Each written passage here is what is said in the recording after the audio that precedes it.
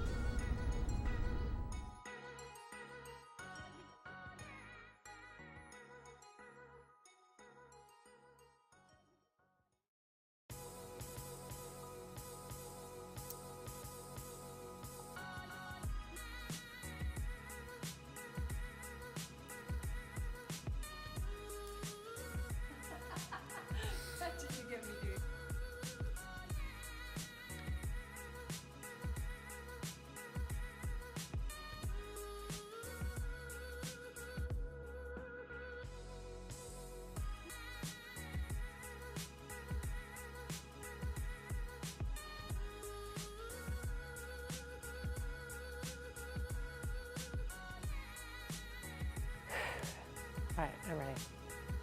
My mind is completely blank. I don't know what I'm about to say. Even better. Okay, so we're back in the studio, and I've got a bunch of clothes to show you. As you can see, all of these have been selected for the fashion shoot today. And most of them have come from one estate sale that I did a few weeks ago. One fantastic woman who had the most stellar taste, 5 decades of clothing she had. And she's still alive. It wasn't a proper estate sale, it was a living estate sale. She's downsized and moved into a retirement home. Kept her best clothes, good for her, and also just let go of a ton of really amazing things. And I'm going to share some of those with you today. But the first thing I'm going to pick is not from that collection. It is a 1980s April Cornell shirt. It's Indian cotton, and Indian cotton we started calling it Indian cotton in the 90s. It was like, it was a sign that it was like a really nice, soft quality cotton, and yeah, it just was coveted back then.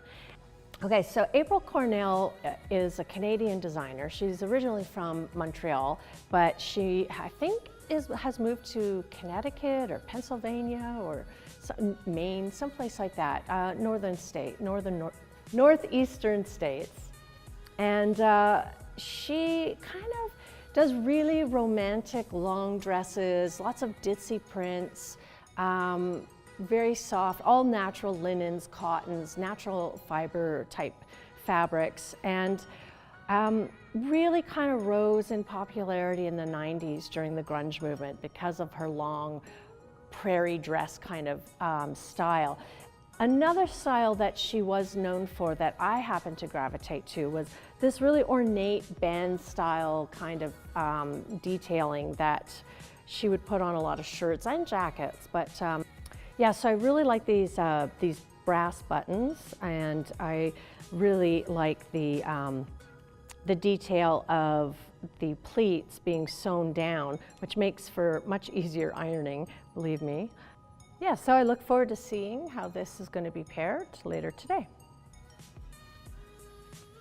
Now this shirt is actually part of my own collection. I bought this a few years ago, and I'm not sure if I'm going to put this in the store yet. I really love it, but I have worn it a few times, and I've done a photo shoot with it, and now, you know, maybe I will pass it along. You'll have to check out my shop to see what I do with that.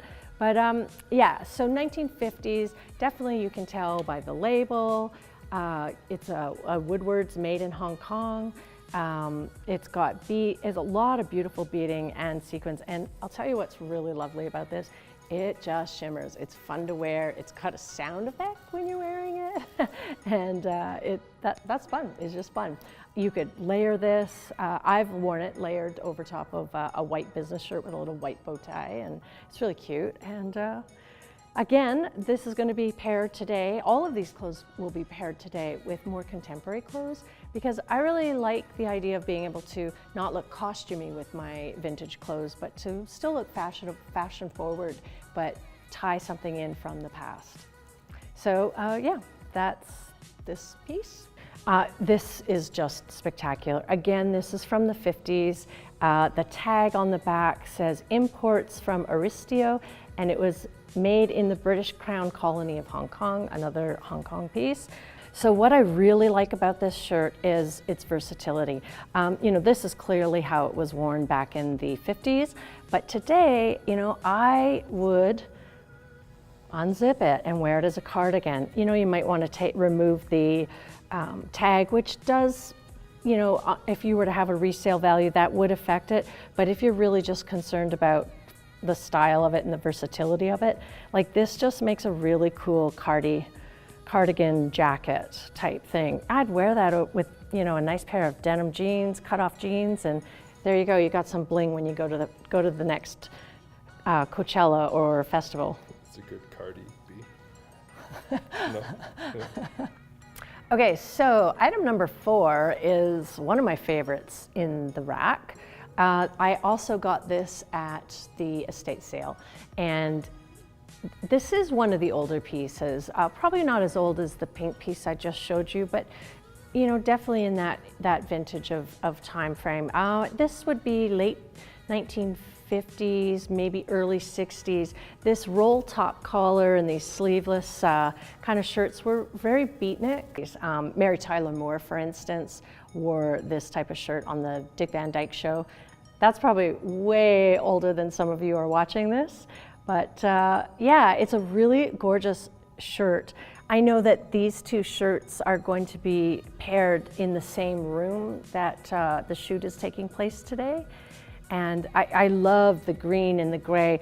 Very unusual color combination. I would not have thought to put this together, but there's just enough of that steely blue in this to make sense of the color combination. Another thing that's really beautiful about this is that there's a gold metallic thread woven through it. Again, you know, the lady who had all these clothes, she really had some bling. She was a bit of a magpie attracted to the sparkle. There's no doubt about that. It's got a rear zip, metal zip. That's always a good indicator of the age. Metal zips, you know, typically were 50s, 60s, a little bit of the 70s, but later 70s and 80s, we started moving towards plastic zippers. Again, this is a full zipper, and you know, this is a pretty cute shirt to wear backwards as well. You know, zip it right up and maybe put a scarf underneath it. Maybe I'll do my own styling that way. And then we're on to another blingy dress. This dress is not from that estate sale. This is something I found thrifting, And it's gorgeous. I love this geometric. I really don't know how old this is. I don't know if it's truly vintage. I mean, vintage is 1998 or older. It has to be 20 years old to be considered vintage. And even then, a lot of people will call that retro. But yeah, I can't really tell. It does have a little bit of an older font on the tag, but that could have been a style choice. I'm not really sure. So it could be 2000s, it could be, you know, the 90s. The geometric does certainly feel like the 80s. If nothing else, somebody was informed by the Memphis group style of design from the 80s. I really like this sort of mauvey, silvery tone of purple with the black and the white sequins. It has it feels a little bit more like a neutral, despite it having so much, you know, bling and shimmer to it. But gorgeous, gorgeous dress. And we'll see that again later today. I don't think this is vintage. This is something I worked on. I do a lot of upcycling of clothes that might just be thrifted, but I like the quality, or I like the structure, or I like the fabric of something, and I just want to personalize it and give it a little bit more longevity, bring it back into this decade. And this velvet jacket is one of those items that I did that for. It's just a basic pinstripe jacket, but what I did was I took the lining off and I sewed, you can't tell because I sewed it back up when I was done, but I actually took this fabulous patch, sequin patch that I found of this kind of badass skull smoking a cigar in silver and gold, and I sewed it on by hand. And it was a really interesting thing to do because I had to keep putting my hand, it was very time consuming because I had to put my hand up inside the lining, pull the thread through, and then pull my hand back out and then readjust and put it back in. Now this dress, again, I don't think is vintage. Could be from the 90s though, it could be. Could also be from 2000s. However, it is an exquisite looking dress. I really loved the quality of it. This layer is 100% silk and is got a wonderful flow to it. It was made in Italy, if you can see that on the tag. I don't know anything about this company, but I know they make beautiful dresses in neutral tones, that's what I can say. Gorgeous dress. Excited to see what we do with this today. All right, going back into the vintage, here we go. This is a piece I found thrifting about a month ago. Total great treasure. This was a really great score. I was obviously I was like drawn to this sparkle because I really like sparkle. But when I got it home and I started cleaning it, I pretty much squealed with delight when I found out it's a jumpsuit. Look at this jumpsuit. You can do kicks in this gown and have fun. I think this is a really great bridesmaid dress if you were doing sort of a vintage farm rustic kind of thing. It's elegant, but it's fun and playful. Or a great prom dress, prom jumpsuit, I mean. Yeah, really super fun. Good quality, it's in good shape. No tags, metal zipper. Nope, it is, you know what? This is definitely old. You can see it was made in Toronto at Party Time Fashions, but it does have a plastic zip. So this might have been like one of the earlier 60 zips to go in. So yeah, there you go. Fun, fun, fun. That's what this dress is. Okay, this might be one of my favorites on the rack. This is a gorgeous jacket. Maybe this was a house coat, I'm not quite sure, but you know, I would wear this as a jacket. It is so stunning. It was made Peony brand, and it was made in 1960s. You can tell it's kind of by the tag how old it is. So if you look closely, you'll see the detailing in this is wonderful. So there's this beautiful quilting. It's probably machine quilting here on the sleeves, the collar, and the pocket detail. And then all of these fasteners, they're all hand sewed. That's hand couture. It's just a gorgeous, gorgeous jacket. But the colors, oh man, I've not seen anything like this chartreuse kind of color and this light gold. Beautiful Asian brocade pattern on it. Love this, love this. Okay, so my last piece is pretty special, I gotta admit. It is 1960s, has a metal zipper. It's feeling very Black Panther-ish right now. I love this dress. I just can't get enough of it. I am really excited to see this on the model today, and I wish I was tall. Holding this up, this is taller than me. You've got to be a tall lady to wear this, but it's this beautiful, beautiful, heavy cotton. It's a big, thicker weave cotton, and it's hand sewn. All of this detail has been hand sewn onto this cotton. Again, it's a metal zip, and you can see, you can see the stitching in here, the hand stitching. It's beautiful. And here you can see this is all hand sewn together. Can you see that?